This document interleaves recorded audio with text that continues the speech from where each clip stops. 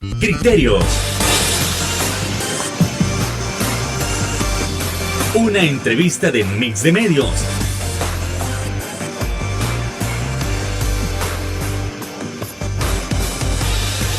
Que aborda frontalmente los problemas de El Salvador con los verdaderos protagonistas y plantea soluciones.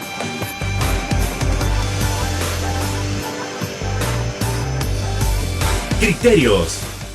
¿Qué tal? Muy buenas noches, sean bienvenidos todos y cada uno de ustedes a una nueva emisión aquí en su programa Criterios, donde siempre analizamos esos temas tan importantes para nuestra sociedad salvadoreña. En esta ocasión vamos a tener un tema altamente interesante para la rama del derecho. Y bueno, ya que el 30 de junio se celebra el Día Nacional del Abogado Salvadoreño, pues nosotros nos vamos a encargar de saber en qué consiste la profesión, cuáles son los principios que manejan el derecho como tal, qué es lo que debe hacer un abogado, qué es lo que tiene prohibido. Y también vamos a estar analizando si en el contexto del régimen de excepción ha sido muchísimo más difícil ejercer la profesión. Eso con nada más y nada menos que el licenciado y abogado de la República, Iván Flores. Licenciado, ¿qué tal? ¿Cómo está? Buenas noches. Encantado de tenerlo aquí nuevamente. Muchas gracias por la invitación. Buenas noches. Contento nuevamente de estar con usted aquí en este programa.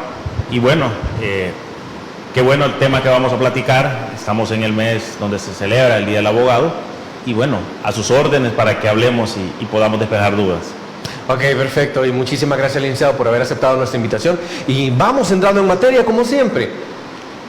De entrada, ¿qué significa ser abogado? Bueno, le voy a hablar de mi experiencia. Más que ser técnico, desde que era niño tenía la noción, la idea de querer ser abogado de la República, soñaba con eso. Y bueno, gracias a Dios las cosas se dieron y estudié la carrera de Derecho en la facultad. Bueno, es una carrera sumamente importante en una sociedad democrática, en una sociedad en donde se necesiten personas que conozcan de leyes y personas que conozcan de procedimientos, y es que todo en la vida está normado y todo en la vida está arreglado. Las conductas administrativas, las conductas de vida, hasta las conductas relativas al comportamiento en el día a día están regladas, y es ahí donde se necesita también la presencia de un abogado. ¿Y por qué?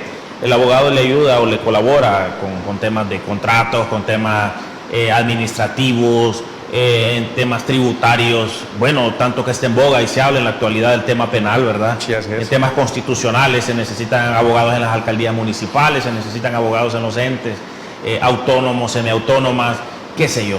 Entonces, desempeña un papel vital y sumamente importante la función de la abogacía, representando a otros o emitiendo opiniones respecto del día a día del quehacer nacional. Ok, perfecto, licenciado. Hay algo que me llama muchísimo la atención entre las diversas funciones que tienen los abogados de la República de El Salvador. Una de esas funciones, según entiendo, es garantizar el Estado de Derecho. ¿Son los únicos que tienen esa potestad? Es una pregunta sumamente compleja, ¿verdad? Pero lo vamos a enfocar desde el punto de vista abogado. Nosotros los abogados debemos de ceñirnos dentro de, bueno, maestros en diversas capacitaciones refieren que la conducta del abogado debe ser una conducta neutra. Sí. ¿Y en qué sentido debe ser la conducta neutra? Nosotros debemos de asesorar respecto de situaciones o cuestiones para resolver problemas o litigios jurídicos. Ahora, nosotros no podemos asesorar realización de actos delictivos, encubrimientos de situaciones anómalas o extrañas, y es por eso que es importante que tengamos claro que el abogado debe de caminar o actuar dentro de las conductas neutras. ¿Y cuál es la conducta neutra? Un abogado puede defender a una persona que es delincuente, y eso no lo convierte en delincuente al abogado, ¿ok? Todo y cuando asesore y defienda y ejerza los derechos de esta persona. Hay muchas discusiones y más que todo se da en las aulas. Mire, si a usted lo contrata un violador, ¿usted lo defendería? Veamos, hagamos un alto ahí. Cuando a usted lo contratan para efecto de ejercer la defensa técnica de una persona, usted está defendiendo a una persona que todavía tiene el estatus de inocencia, ¿ok? Entonces usted debe de procurar velar porque se le garanticen los derechos en un proceso y obviamente ejercer una verdadera defensa. Y esa es la pregunta, porque las personas se enfocan más que todo en el derecho penal cuando le hacen este tipo de situaciones. Usted no viene a casarse con la tesis de que usted se vuelve delincuente por defender a una persona que se le atribuye un hecho delictivo. Vámonos a un ejemplo. El médico que atiende a una persona que aparentemente acaba de realizar una masacre y va lesionado, tiene la obligación de atenderlo y de procurar que esta persona tenga salud. Posteriormente, pues se verá si esta persona es inocente o responsable. Y es ahí donde también nosotros entramos. No puedo yo, porque no soy un juez, juzgar a una persona. Y a una persona se juzga asegurándole sus garantías y derechos, como que se le acuse formalmente y también que se le defienda formalmente, ya sea por un abogado de selección o un abogado de la Procuraduría General de la República.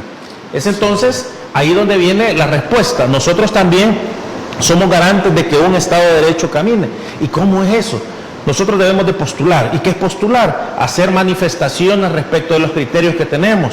Podemos incoar, podemos presentar escritos, podemos presentar denuncias, podemos representar a otros en juicio. Y es ahí donde se genera un balance y una amalgama importante dentro de la cadena de eslabones para configurar el Estado de Derecho. Yo, más que garantizar totalmente el Estado de Derecho, puedo decirle que somos los abogados una parte importante dentro de la construcción del Estado de Derecho en un país.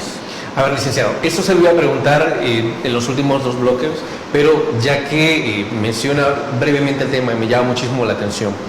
Ustedes dicen, no hay que casarse con la idea y no hay que confundir de que porque a un abogado lo llaman a defender los derechos de una persona que todavía no ha sido juzgada, entonces el abogado es automáticamente un criminal o el abogado es defensor de los que le han hecho daño a la ciudadanía. ¿Y por qué menciono esto?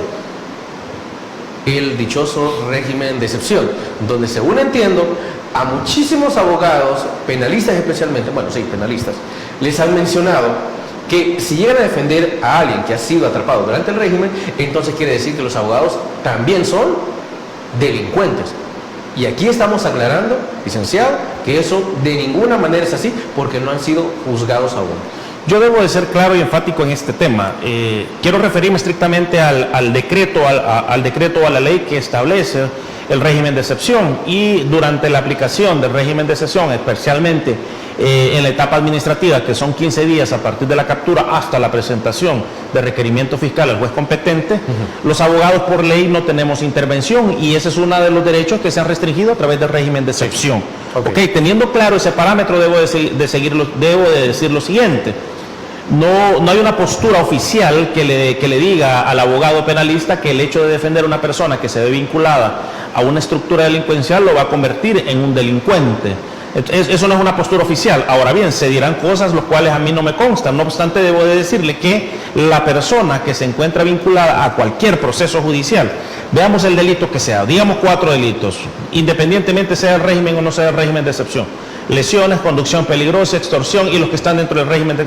Las cuatro personas, independientemente del procedimiento en el que se encuentre, tienen el derecho de ser representados y defendidos o por un abogado de su elección o por un abogado de la Procuraduría General de la República. Ahora, es importante decir, como lo dije anteriormente, valga la redundancia, que las conductas del abogado deben de estar dentro de las conductas o caminar neutro.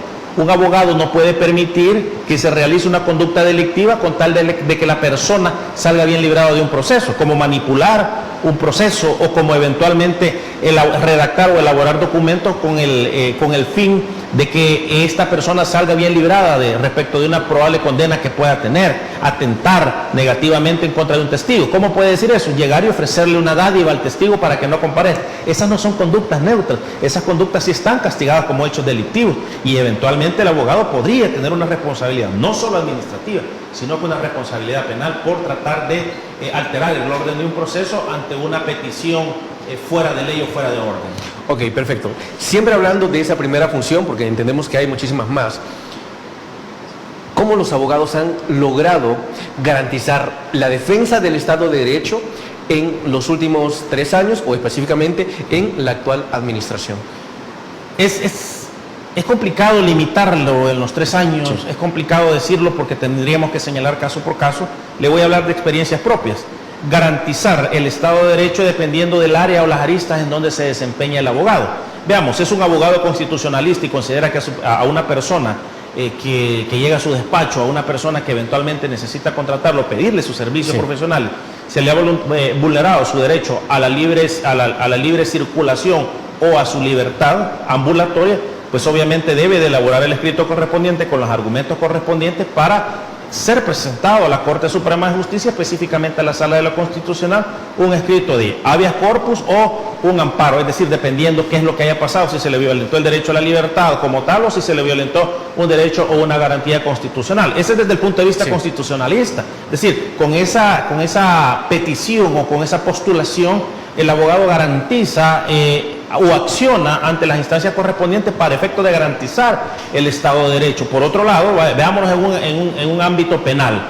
El abogado tiene la obligación también de conocer, estudiar, capacitarse para efecto de postular como tal y representar de manera certera y verdadera los derechos de la persona que representa en juicio. Y es que esa es la función principal del abogado, representar a otro en juicio o administrativamente. En la instancia penal, el abogado que no tiene las capacidades técnicas y cognitivas respecto de esa materia, ¿cómo va a ir a realizar una buena actividad de defensa? Entonces, en esa medida y en ese sentido es que se garantiza también dentro de la amalgama de elementos o actores del Estado de Derecho, ese Estado de Derecho, valga la redundancia de la aclaración. Cuánta cátedra, licenciado, pero nos vamos a ir a nuestra primera pausa comercial, así que no nos cambie, que ya volvemos con más.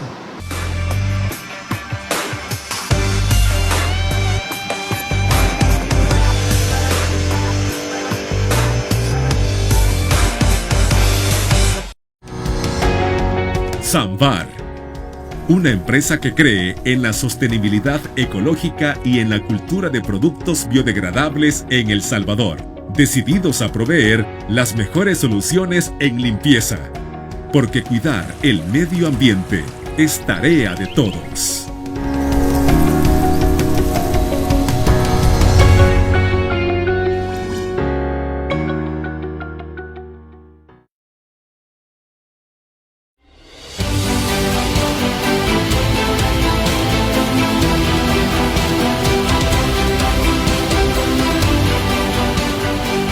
Nuestro compromiso, nuestra pasión, son algunas de las cosas que nos caracterizan como salvadoreños. Farmacia La Buena, la farmacia de todos.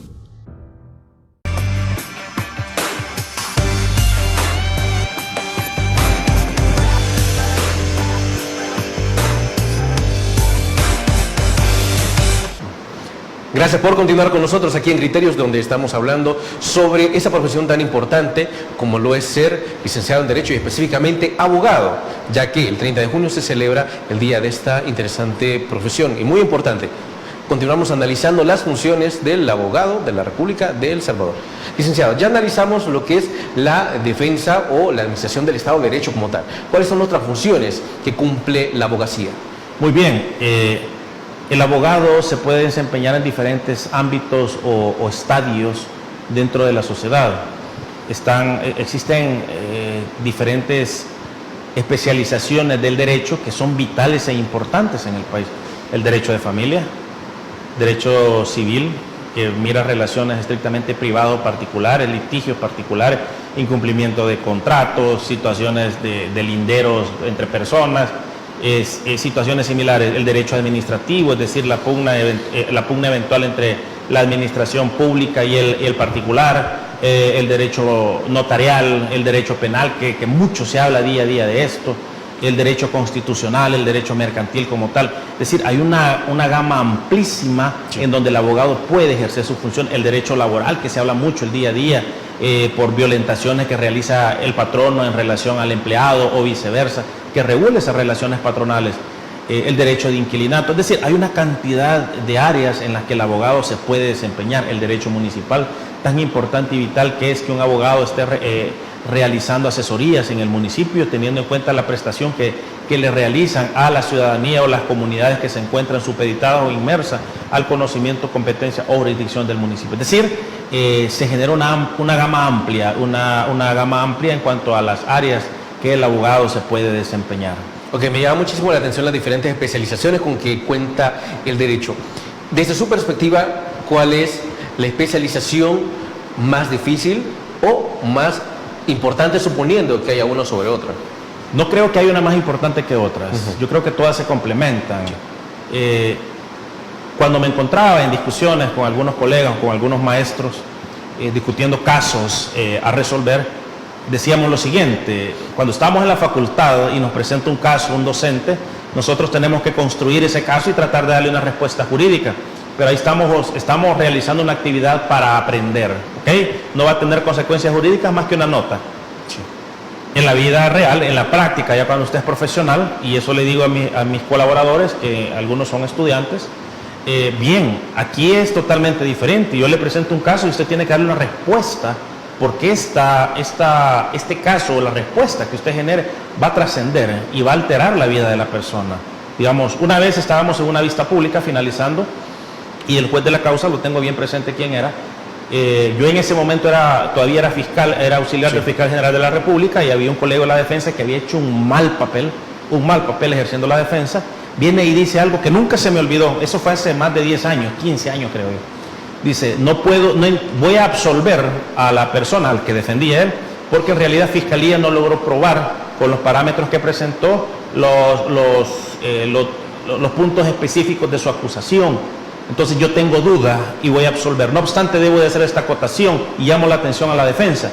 No puede ser que un abogado defensor venga a generar una defensa técnica en la cual no se ha preparado ni tiene competencias para realizarlo. Esto es grave. ¿Por qué? Porque está jugando con los derechos y con la vida de su representado. Y por otro lado también está jugando con un derecho importante, que es los derechos que tiene la víctima, a la cual se busca, se restablezca o se le hagan valer sus derechos.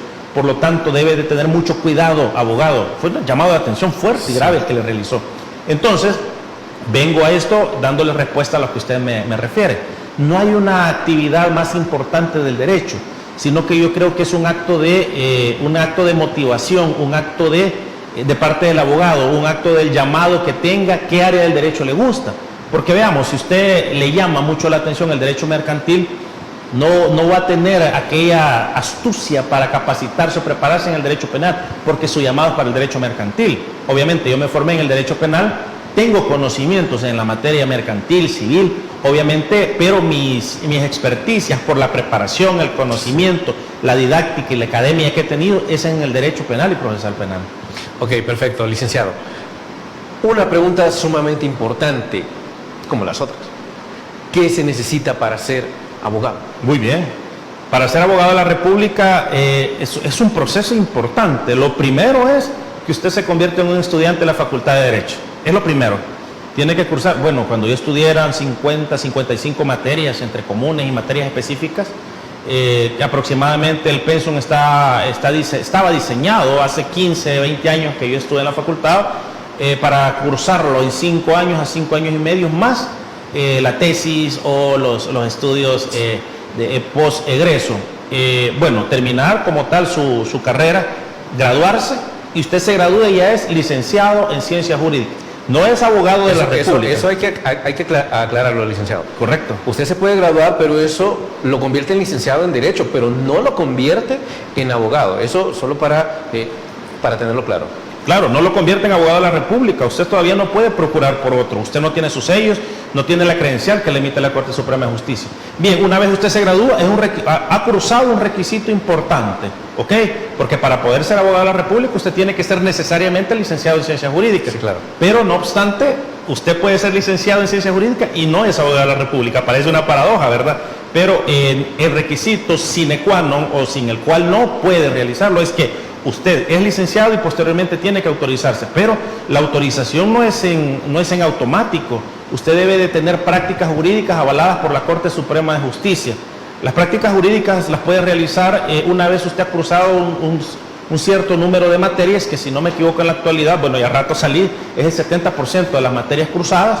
Usted ya puede optar a realizar sus prácticas jurídicas o realizar algunos procedimientos especiales en la Corte Suprema de Justicia. Lo más recomendable es que realice prácticas como tal en una institución pública que obviamente esté avalada o acordada por la Corte Suprema de Justicia. Una vez tenga esos atestados, usted obviamente se gradúa y ya se convierte en licenciado en Ciencias Jurídicas. Después de ser licenciado, presenta la documentación con la cual establece que usted ha realizado sus prácticas jurídicas y la Corte Suprema de Justicia le hace un análisis y manda a pedir informes a ciertos juzgados o tribunales u oficinas del país para ver si usted no tiene proceso pendiente o no ha sido procesado durante un cierto periodo de tiempo. Si usted sale limpio y no tiene nada, le verifican que usted tiene orden de sus prácticas, la Corte Suprema de Justicia le señala una fecha a usted para que proceda a ser juramentado por el presidente de la Corte Suprema de Justicia o por algún otro magistrado que tenga la facultad de poder juramentar. Llegado ese acto, juramenta, levanta su mano, promete jura o promete ser abogado de la República y es así como usted queda juramentado y investido. Pero no quiere decir que usted también ya puede procurar, falta otro requisito. Le entregan un acuerdo. Ese es un acuerdo que lo suscribe la Corte Suprema de Justicia, el presidente de la Corte Suprema de Justicia y los magistrados como tal, que tienen las facultades para autorizarlo como abogado de la República, y usted viene y lo va a publicar al diario oficial. Una vez sale publicado el diario oficial, le devuelven ya su publicación como tal, tiene que ir a tramitar a la Secretaría de la Corte Suprema de Justicia para que le autoricen su carnet de abogado y sus sellos de abogado. La Corte Suprema de Justicia le da a usted una autorización y con esa autorización se va ante una institución privada para que le elaboren sus sellos de abogado también. Entonces, a partir de que usted ya tiene, no obstante, usted haber juramentado, usted ya está investido, pero todavía no puede porque le falta su sello y le falta todavía su carnet de abogado. A pesar de que ya tiene la investidura, no puede todavía ejercer como tal. Una vez ya tenga su carnet, que lo acredita como abogado de la República, y una vez ya tenga su sello, usted ya puede postular e ingresa a este maravilloso mundo de la abogacía. Sumamente importante, licenciado. A ver, solo para tener claro algo. Una vez que usted recibe su carnet, entonces está avalado para que usted pueda crear su sello. Correcto. No, es similar. El trámite va a la par. El sello y la tarjeta de abogado. Usted lo tramita en la Secretaría de la Corte Suprema de Justicia. Va a la par. Usted le da su tarjeta y con la misma también hace trámite para los sellos que lo acreditan como abogado. Es un trámite que se hace de manera alterna. Ok, licenciado. Si usted tiene procesos abiertos, entiendo que usted no puede convertirse en abogado de la República. Digamos que en un año su proceso cierra. ¿O cuánto tiempo tengo que esperar? ¿Cuánto tiempo tiene que esperar la persona para poder realizar el proceso de convertirse en abogado una vez se cierra el proceso que tenía abierto? No creo que deba de esperar un año o un tiempo específico. Una vez todo y cuando usted tenga una resolución de cierre que es definitiva del proceso que eventualmente estuvo llevando, póngale, puede ser un proceso de familia, puede ser un proceso penal, sí, un proceso en fiscalía también. Una vez usted tiene cerrado y tiene una constancia suscrita por el titular o por el que funge en vez del titular y emite esas constancias, sí, usted ya puede solicitar su trámite nuevamente y decir, bueno, ya surqué ese requisito que me tenía trabado mi trámite, ¿verdad? No es término, sino que es la probanza a nivel documental que usted efectivamente logró surcar ese requisito que no le permitía a usted poderse autorizar. Ok, perfecto. Ahora bien, como ciudadano, digamos, yo necesito de los servicios de un abogado, pero ¿qué recomendaría usted que el ciudadano debe analizar, debe evaluar para poder elegir un buen abogado?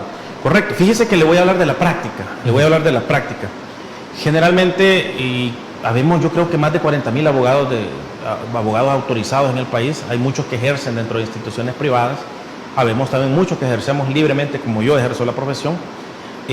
La persona debe tener ciertos criterios, como por ejemplo, si el abogado siempre lo cita a usted a un restaurante, a una cafetería, empieza a tener sus sospechas, porque el abogado debe tener su arraigo, ¿verdad? Debe tener su arraigo, ¿en qué sentido? Una oficina, ¿sí? Debe estar arraigado en un lugar específico donde ejerce sus actividades de día a día. Sí. Y esto le digo yo porque puede ser que un abogado haya tomado la decisión de no tener despacho, pero que hay muchos casos en los que las personas se quejan que, mire, el abogado se me perdió, le cancelé los honorarios y ya no lo encuentro. Entonces, resulta que si este abogado no está arraigado, no tiene una oficina, ¿dónde lo va a encontrar usted? Eso es un elemento que puede disminuir la confianza que la persona tenga en esta persona. Puede ser que sí sea una persona muy responsable y que en realidad ha tomado la decisión de no tener un despacho propiamente dicho y trabaja desde su casa.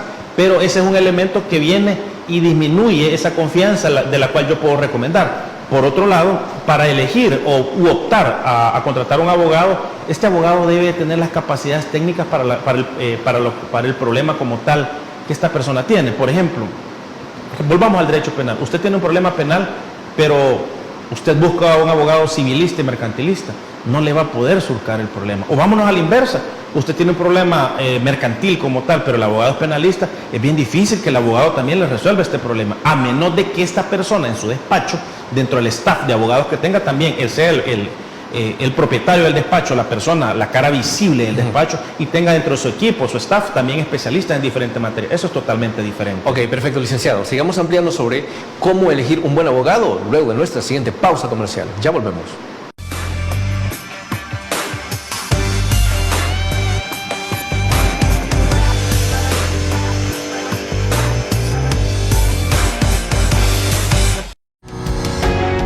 Samvar, Una empresa que cree en la sostenibilidad ecológica y en la cultura de productos biodegradables en El Salvador, decididos a proveer las mejores soluciones en limpieza, porque cuidar el medio ambiente es tarea de todos.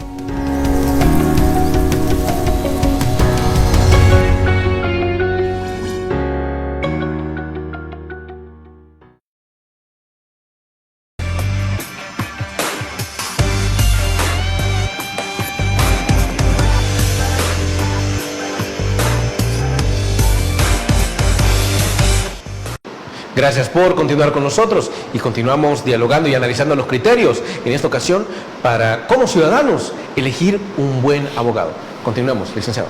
Muy bien, entonces, una vez usted hace esas evaluaciones, si la persona tiene las competencias o no, usted también tiene que ver, veamos, usted llegó a su despacho y la persona tiene constituido propiamente un despacho, tiene un equipo de trabajo. ¿Tiene un buen equipo? Tiene un buen equipo, probablemente él no sea experto en esa materia, es natural, es como un médico, usted no le puede exigir que sea experto en cardiología, que sea experto en ginecología y no sé qué otras cosas más. Cada médico tiene su especialización, no obstante puede ser parte de un staff de médicos especialistas y por ahí pueden surcar las diferentes situaciones que se presentan. Ese es otro parámetro. El precio, fíjese que parecerá risible esto y es un tema álgido.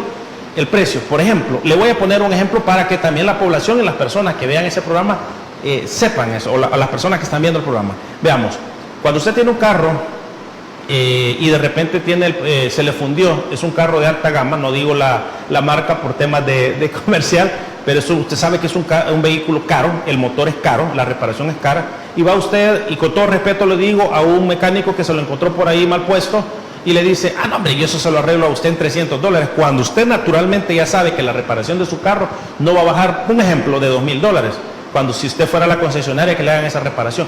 Ahí, eso mismo pasa con los abogados. Hay un caso que es de trascendencia, es un caso que requiere conocimientos especializados y un equipo técnico para que le resuelva ese proceso. Y viene otro abogado y le dice, un ejemplo, este abogado le dice, yo le voy a cobrar $1,000 a usted por el problema tan complejo que usted tiene. Pero de repente puede aparecer otro que le diga, yo le cobro 100 a usted, se lo encontró por ahí en un restaurante. Y usted se va a poner contento. Va a decir, mire, es abogado, sí es cierto. ¿Tiene las acreditaciones? Sí, tiene su carnet de abogado, tiene su sello. Sí, pero no tiene las competencias. No tiene un equipo de abogados, no tiene un staff de abogados que le van a ayudar a surcar su problema, no tiene las credenciales y más que eso, usted se lo encontró pasando por ahí en un restaurante. Déjeme decirle que lo más seguro es que no le va a resolver el problema y tarde o temprano usted va a aparecer nuevamente al despacho a pedir por favor que se le preste el servicio porque en realidad le quedaron mal. Entonces hay que tener competencias. No quiere decir que porque un abogado le va a cobrar súper barato, usted va a salir bien librado. Si es abogado, sí es abogado. ¿Tiene carnet? Sí tiene carnet. ¿Tiene sello? Sí tiene sello. Sí, pero no tiene las competencias para tal. Y lo que pasa es que también el precio de alguna manera le define algunas competencias que él tiene, porque el abogado que se respeta, ha estudiado, ha trabajado, paga despacho, paga un equipo de trabajo, paga colaboradores, internet y qué sé yo, a diferencia del que aparece en un restaurante y eventualmente se puede perder. Otro tips, si su abogado constantemente está cambiando de número de teléfono, empiece a dudar que algo malo está pasando. Porque generalmente su abogado debe de tener su teléfono en la mano, a menos de que se encuentre en una reunión, no le va a contestar, pero ahí le va a contestar. Yo soy de la idea y le digo a mi cliente, yo sé que si usted me llama un domingo, yo le contesto el domingo a usted. Muchos abogados tenemos el criterio, no, yo fin de semana no le contesto a los clientes. Pero el cliente estoy seguro que no me va a llamar para saludarme, me va a llamar porque tiene un problema, porque algo está pasando. Sí. Y una de las partes de respetarse y respetar al cliente es contesta el teléfono siempre. Obviamente si le llaman a medianoche es porque algún problema pasó, se le olvidó, se le activó el teléfono, pero también de repente le llaman a medianoche, es porque algún problema está pasando, no le están llamando para saludarlo. Ok, perfecto, licenciado. Y entiendo también de que aquel buen abogado es el que siempre busca el interés de su cliente. Por supuesto, siempre se debe de buscar, tratar de resolver de la mejor manera los intereses del cliente y resolver la dinámica del problema para el cual se le ha buscado. Un buen abogado sabe, y lo digo por la experiencia en tantos años, no es el que de entrada le recomienda vamos a denunciar, como en el vulgar se dice, vamos a topar a este. ¿Sí? Ese no es un buen abogado, de entrada se lo digo, no lo es. Debe de buscar siempre la mediación o la intermediación para resolver un problema. Fíjese que en una intermediación, en un arreglo conciliatorio, un arreglo extrajudicial, no hay ganadores absolutos, no hay posturas absolutas, hay posturas intermedias en las cuales ambos tienen que ceder. Y cuando usted hace recuento de los daños, cuando usted hace recuento de los gastos que se tengan que hacer en un verdadero juicio, Si usted intermedia, esto le sale súper barato. ¿Cuánto usted tiene que gastar para incoar un juicio? ¿Cuántos años tiene que pasar en un juicio? Y usted, si es un buen mediador, un buen negociador, usted lo resuelve en 2 sesiones, en 3 sesiones, en 3 reuniones que pueden estar divididas en una semana. ¿Cuánto se ahorra en costos? ¿Cuánto se ahorra también en trámites, en tiempo? El tiempo tiene un precio. Entonces, si usted le resuelve como abogado en tiempo récord su problema, aunque pongámosle un monto, el problema son $1,000, pero usted dice, vámonos de un solo a demandarlo. Esos $1,000 se van a convertir hasta en $3,000 en el camino. Pero la postura y lo que usted le va a exigir solo son $1,000. ¿Cuánto va a ser el costo-beneficio? Si usted lo puede arreglar por $800, negocian $800. ¿Me entiende? Va a perder $2,000 si se va a un juicio de 3 años, cuando aquí rapidito usted resuelve, pierde $200, pero resolvió en su mayoría lo que tenía. Esa es una muy buena postura, tratar de negociar y mediar en beneficio de su cliente. ¿Es prudente preguntarle al abogado que usted intenta contratar si ha tenido éxito en casos similares para tener confianza? Sí, no obstante, no quiere decir que ese es un parangón o una relación para que usted diga que aquí va a salir bien. Sí, definitivamente es bueno conocer las competencias y las experiencias anteriores que ha tenido, pero no todos los casos son iguales, no todos los casos son similares. Las adecuaciones de los problemas probablemente sí, pero la casuística o el problema que se está dando no todos son iguales. Nada le garantiza que usted haya tenido 20 casos en los cuales haya tenido éxito y que este lo vaya a tener. La idea es que sí, porque ya tiene pericia, ya tiene competencia, ya ha caminado por esos terrenos, pero no le garantiza a usted que efectivamente va a tener éxito en eso. No obstante, la experiencia le hace inferir que podría darse que sí, por la experiencia que tiene, valga la redundancia. Ok, pasémonos a otro punto sumamente importante de la rama del derecho, y es ¿qué se necesita para ser un buen abogado? Ojo, aquí también estamos hablando de una estigmatización que se tiene desde el momento en que uno, por ejemplo, está en el colegio. ¿Por qué lo digo? No, bueno, es que como vos hablas fuerte, entonces vos tenés para abogado. Como a vos te gusta pelear, vos tenés para abogado. Y estamos hablando de que esa es una estigmatización total, porque usted puede estar peleando, pero usted puede perder los estribos. Y eso no quiere decir que usted tenga las competencias o las habilidades para ser un buen abogado. Entonces, reitero, ¿qué se necesita para ser un buen abogado? ¿Qué habilidades debe tener? El primer panorama que yo le puedo generar y decir a usted que tenga pasión y que esté enamorado de lo que usted hace. Yo estoy enamorado de mi profesión, vivo de mi profesión, no ejerzo otra actividad, soy abogado de la República. Es estar enamorado de lo que usted hace. Es el primer requisito, ¿ok? El segundo requisito que yo le puedo referir es que este abogado tenga las competencias necesarias y especialización en una materia. Yo no creo que hayan abogados todólogos, ¿sí? Abogados que sepan de todas las materias. Aprenda bien un área, estudie bien un área, capacítese en un área y sobre la base de eso creo que usted tiene garantizado muy buenos resultados. Ahora bien, hay otras situaciones importantes.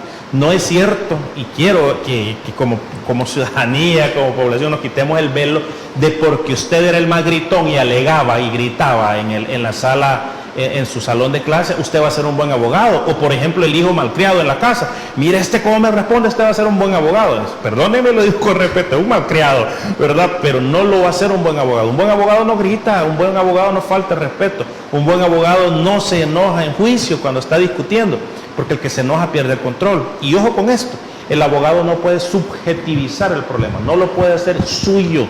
Técnicamente sí, ojo con eso, pero usted no puede sentimentalizar el problema porque entonces pierde el objetivo de lo que esté haciendo. Entonces que resuelva su problema solo la persona que tiene el problema, valga la redundancia, porque la persona tiene sus sentimientos en vilo, tiene sus sentimientos en boga. El abogado no lo puede hacer, no se puede poner a llorar, parece inhumano, pero no se puede poner a llorar a la par de su cliente porque pierde el objetivo. De repente le hacen un planteamiento técnico a usted y usted está llorando con su cliente, y no lo quiero menospreciar, al contrario, debe ser objetivo y no quiere decir que lo vuelva inhumano, pero la humanización conviértalo en aspectos técnicos y de responsabilidad en favor de su cliente. Entonces, no es cierto que el que más grita, no es cierto que el que más alega es un buen abogado, no es cierto. El buen abogado escucha, el buen abogado analiza y en el momento oportuno, cuando se le concede la palabra, hace un buen alegato, hace un buen planteamiento. El buen abogado se prepara, el buen abogado analiza, el buen abogado siempre estudia, es un estudiante de toda la vida. Yo no creo que, por ejemplo, el estudiante que salió con 10 de la facultad va a ser el abogado más exitoso en la calle. No, señor. Debe de conjugar el conocimiento teórico con el conocimiento práctico. Si usted hace un buen cruce de eso, créame que él tiene garantizado el éxito como profesional, y de ahí también las competencias de cómo usted va a realizar el trato y esta el trato y la forma de llevarse el día a día con sus clientes o con las personas que usted les presta un servicio. Porque sabe que hay abogados que son muy pedantes con las personas, sí, muy pedantes con sus clientes. Yo he visto abogados que hasta empujan a sus clientes, se han ultrajado, se han faltado el respeto en el ejercicio libre. No obstante, también en las instituciones públicas usted llega y hay abogados que los tratan mal. Entonces, ese es un abogado destinado al fracaso, porque póngale, un profesional frustrado con su misma profesión es un abogado no de éxito, es un abogado fracasado, y lo digo con mucho respeto, porque he visto personas que no disfrutan y no viven el día a día de su carrera. Ok, perfecto, licenciado. Otro punto fundamental. Un buen abogado debe tener habilidades de negociación. Por supuesto. Y las cualidades de negociación no es que usted le va a pasar encima a otro con una postura tramposa, ¿verdad? Las cualidades de negociación son plantear puntos intermedios. Y vuelvo y regreso al ejemplo que le ponía, por poner un número. Usted está negociando $1,000 que otra persona le debe a su cliente. Entonces, probablemente la persona diga, mire, yo ya le aboné, no sé qué, se presenta una dinámica de casuística en ese sentido. Pero usted se pone a pensar, bueno, miren, fíjese que si yo veo este proceso en 2 años, los honorarios que yo le voy a generar, el tiempo que él va a perder y con la probabilidad de que él me vaya retrasando el juicio, se va a convertir en $3,000, pero yo tengo un documento con el cual yo le puedo exigir $1,000. ¿Por qué no negociamos 800? Deme $800. Le pongo un ejemplo, ¿verdad? Sí. Entonces, si vemos el tema costo-beneficio, es lo mejor que le puede pasar a mi cliente. Sí, claro. Viendo el tema costo-beneficio. Pero vemos abogados que decimos, no, entrémosle. Usted págueme $500 y ya le entro al juicio. No piensan en la humanización también del cliente, ¿verdad? Que el problema usted se lo puede resolver de manera expedita y de manera inmediata, que probablemente no va a generar lo mismo, pero si usted le va a resolver su problema de forma más inmediata y más segura. Ok, licenciado, sigamos hablando de las habilidades que debe tener un buen abogado. Luego de nuestra siguiente pausa comercial. Ya volvemos.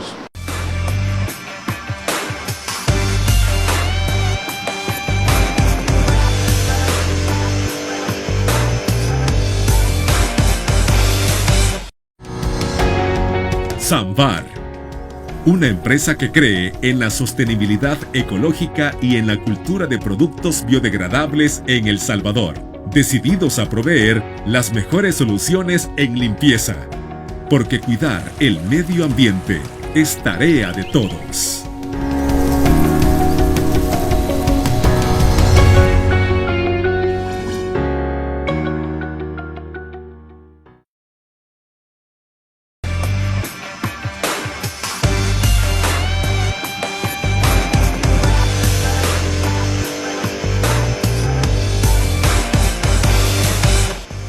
Gracias por continuar con nosotros para seguir analizando los criterios que convierten al abogado en un buen profesional.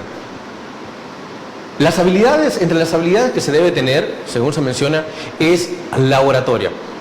Es cierto que un buen abogado debe tener una buena oratoria y sobre todo, creo que se sobreentiende, debe poner siempre una buena argumentación sobre los sentimientos. Definitivamente. Fíjese que esta pregunta es vital. En la actualidad los procesos, creeré que en todas las áreas del derecho, cuando se van a resolver de manera definitiva los procesos judicialmente hablando, en el área que usted se encuentra, se alegan, se postulan de manera verbal. La oralidad se ha vuelto parte esencial y vital en la resolución de conflictos en nuestro país. Ya anteriormente los procesos eran escritos, ¿sabe? Los procesos, usted presentaba un escrito, el juez se lo resolvía por escrito, si usted era muy bueno redactando, así se resolvían los procesos. En la actualidad todo eso cambió y es natural. Me parece que es lo más atinado, porque el arte de la retórica, el arte del buen alegar es una forma importante para que usted pueda resolver un juicio, porque usted tiene que también externar de manera concreta qué es lo que está sucediendo respecto de un proceso. Entonces, el abogado debe ser un muy buen orador. Precisamente mi persona o este servidor es un capacitador en materia de técnicas de oralidad en el juicio. Esto es vital, ¿sabe? Es determinante. El abogado que no conoce de técnicas de oralidad es un abogado destinado al fracaso, ¿sabe? ¿Por qué? Porque todas las manifestaciones y aseveraciones principales del proceso se resuelven de manera verbal. Vámonos a un proceso penal que es digamos como que es lo que más está en boga. Usted debe hacer todos sus planteamientos principales o resoluciones, las resoluciones principales deben de hacerse en una audiencia, es decir, usted le debe de plantear los argumentos al juez del por qué debe de acceder a lo que usted plantea, independientemente en el estrado que se encuentre, como acusador o como defensor, usted si tiene muy buena retórica, obviamente el juez le va a entender, el juez va a acceder a lo que usted plantea. O aún, si usted no tiene la razón, el juez le va a entender a usted el por qué en realidad no debe de acceder a lo que usted le ha planteado. Es entonces que el abogado debe ser un buen orador, debe tener buena retórica, no quiere decir que debe ser mentiroso. ¿Sí? Fíjese que, y ahí vienen las confusiones que se dan en la población, ¿verdad? Este es bien mentirosito, es bueno para alegar. No, señor. El que bien alega es porque está bien preparado y se ha organizado para realizar su argumento. Y es que si usted conoce de lo que está hablando, obviamente tiene la manera de hacerlo saber o expresarse para que el otro se lo entienda.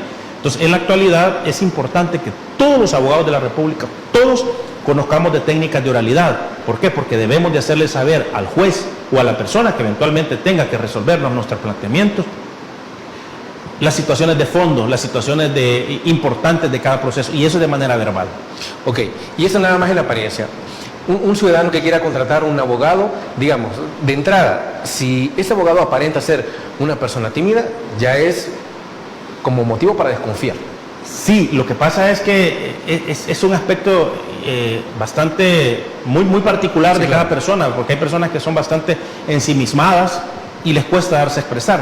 Pero en la actualidad, eso, si usted optó como persona o como abogado por esta carrera, debe de luchar para quitarse este problema que tiene de timidez, porque no puede ser tímido un abogado, no puede ser demasiado ensimismado, es más, debe tener retórica, debe de postular, aunque no tenga un tono grave de su voz, pero debe de postular con retórica, con elocuencia, para que la persona que deba resolver le entienda. Si usted se encuentra con un abogado extremadamente tímido, va a ser complicado que él le haga saber sus planteamientos o su problema al juez y que el juez se lo entienda también. Ok, y también entiendo que un abogado tiene que estar preparado no solo para argumentar bien, sino para saber refutar lo que, digamos, el otro abogado, digamos, el defensor, digamos, le puede estar diciendo, porque un abogado también tiene que ser capaz de detectar engaños, detectar posibles mentiras que está diciendo la otra persona. Por eso es que es importante las capacitaciones y las actualizaciones constantes de nosotros los abogados de la República, especialmente las materias que tenemos competencias o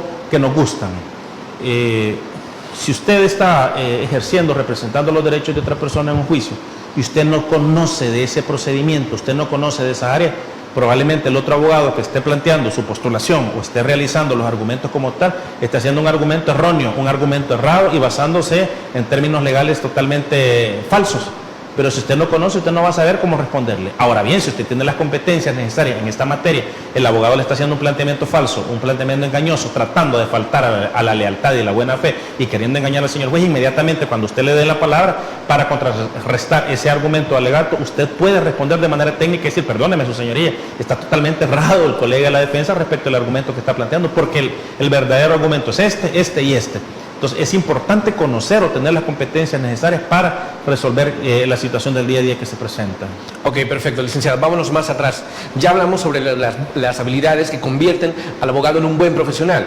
Ahora, ¿qué habilidades debe tener un buen estudiante del derecho? Muy bien, fíjese que me retrotraigo a mis años de estudiante en la facultad y debo decirle que un buen estudiante debe ser una persona como primer parámetro que ame esta carrera, que ansíe ser abogado de la República. Aquel que fue a estudiar porque la familia lo empujó, que le dijo vos tenés que estudiar derecho porque los abogados, qué sé yo, hacen dinero, no sé qué cosas más. Va mal enfocado, debe tener la pasión y la vocación de la abogacía.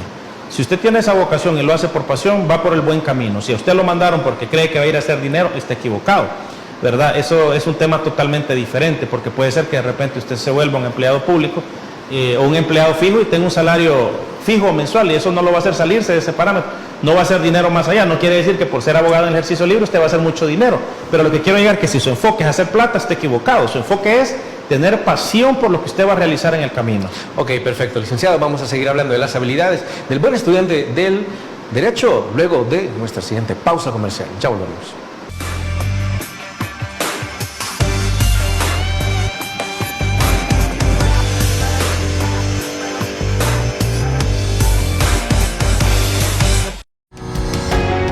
Samvar, una empresa que cree en la sostenibilidad ecológica y en la cultura de productos biodegradables en El Salvador, decididos a proveer las mejores soluciones en limpieza, porque cuidar el medio ambiente es tarea de todos.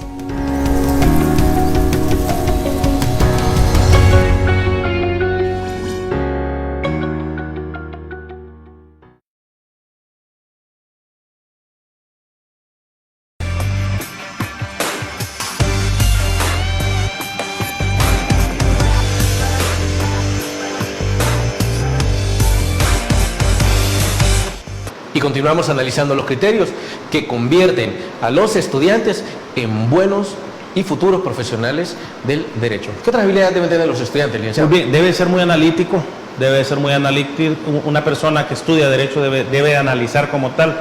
No es cierto también que usted se tiene que aprender de pe a pa las leyes de la República, esos son conceptos errados. Totalmente, ese es un mito que se tiene, de que un licenciado se sabe absolutamente de memoria, primero la Constitución y todas las leyes de la República. No es cierto, no, le digo, tengo 20 años de dar en este medio, no me puedo ninguna ley de pe a pa. Usted debe de ubicarse en las leyes en las cuales usted está familiarizado o tiene especialización, debe de ubicarse en donde se encuentra el área procesal, en donde se encuentra todo el área de definiciones, el área de recursos, el área de impugnación. Usted debe de ubicarse dentro de la ley o el reglamento, es más, saber entender el sentido profundo de la ley. Pero no es cierto que usted se debe aprender todas las leyes de la República, sí debe de ser analítico, ¿ok? Debe de tratar de conocer el sentido profundo de lo que un articulado le quiere establecer o le detalla a usted, o lo que el legislador quiso decir respecto a un artículo de la ley. Ser una persona que se está actualizando constantemente, porque el derecho es cambiante, ¿sabe?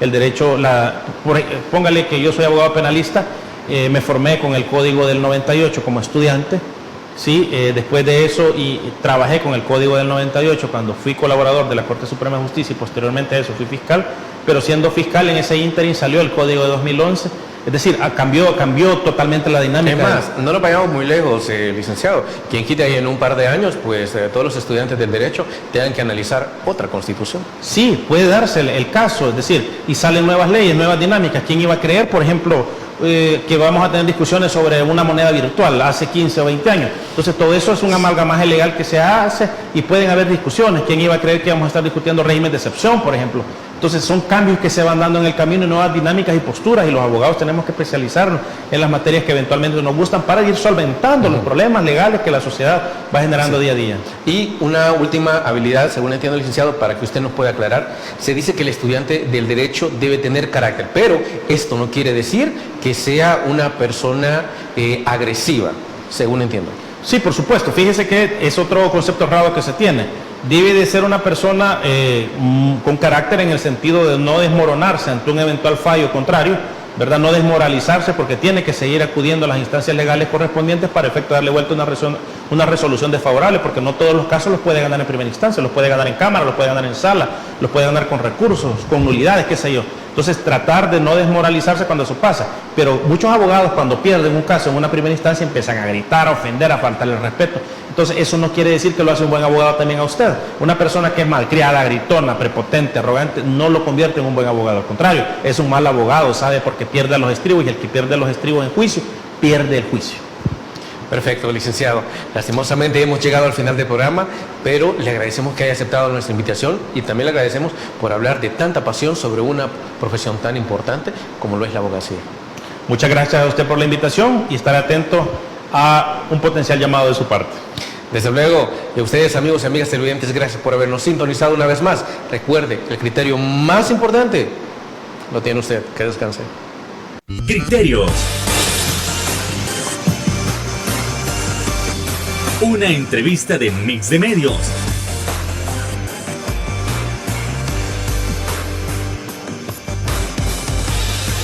Que aborda frontalmente los problemas de El Salvador con los verdaderos protagonistas y plantea soluciones.